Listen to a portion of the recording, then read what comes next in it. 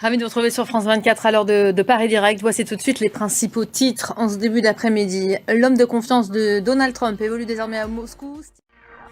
Des négociateurs américains, vous allez les voir, ces images qui nous parviennent de Moscou sont donc arrivées dans la capitale russe. Et c'est pour parler américano-ukrainien, vont faire l'objet justement aujourd'hui d'une réunion du G7. Les ministres des Affaires étrangères des pays membres vont se retrouver au Canada. En attendant, en France, les députés ont réaffirmé hier leur soutien à Kiev par 288 voix pour et 54 contre. Et après 6h30 de débat, les élus ont donc adopté une résolution non contraignante pour renforcer le soutien à l'Ukraine. Le texte appelle notamment à la saisie des 230 milliards d'avoirs gelés, une possibilité à laquelle s'oppose toujours le gouvernement français. Et des images à présent qui nous parviennent d'Allemagne, de Berlin. Images live des députés allemands appelés à examiner aujourd'hui le paquet d'investissement XXL du futur chancelier Friedrich Merz. Eux vont devoir encore un peu patienter. Eux, ce sont les astronautes de l'ISS. Ils sont coincés depuis 9 mois. Là-haut, tout là-haut, ils sont coincés et censés revenir sur Terre dimanche.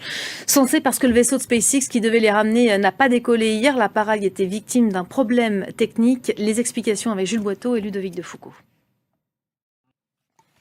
Et l'administration Trump qui poursuit ses coupes à coups de bulldozer. Le ministère de l'Éducation en fait les frais cette semaine avec des milliers de renvois en 2000 employés licenciés sur le champ. Le secteur de l'environnement également est dans le viseur. L'administration américaine a annoncé revenir effectivement ces dernières heures sur une série de mesures environnementales qui avaient été adoptées par le camp Biden. Des mesures qui visaient notamment à réduire les émissions de gaz à effet de serre. Le point tout de suite avec Noémie Roche. Et les fragments d'os ont été découverts ce mois-ci lors d'une fouille archéologique en Espagne. Ceux d'une mâchoire supérieure et d'une pommette humaine, vous allez les voir, ils sont âgés de plus d'1 million d'années. Pink, c'est le nom qu'on leur a donné, ont été dévoilés le 12 mars dans une étude de la revue Nature. La découverte est aujourd'hui présentée comme le plus ancien visage humain d'Europe de l'Ouest. Sophie Samaï nous l'explique, regardez. Voilà, moi j'y vois un sourire, c'est la fin c'est l'essentiel de l'actualité.